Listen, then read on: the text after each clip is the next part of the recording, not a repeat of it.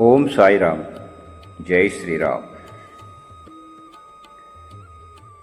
భగవంతుడే బాగు చేయగలడు, దేవుడే సర్వాధికారి అని నిత్యం అంటుండే బాబా సాక్షాత్తు దేవుడు కాక మరెవరు?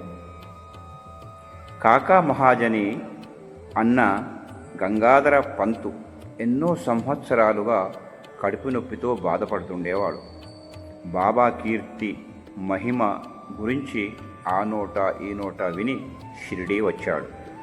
బాబా పాదాలపై పడి తన వ్యాధిని నయం చేయమని వేడుకున్నాడు.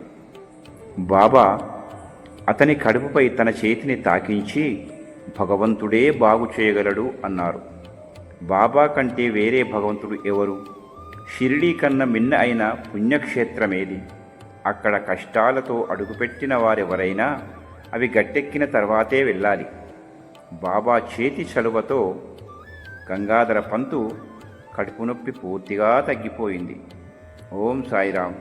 జై శ్రీరామ్. మరిన్ని మంచి వీడియోలతో మీ ముందుండే మీ సాయి బంధువు. ఓం సాయిరామ్. జై శ్రీరామ్.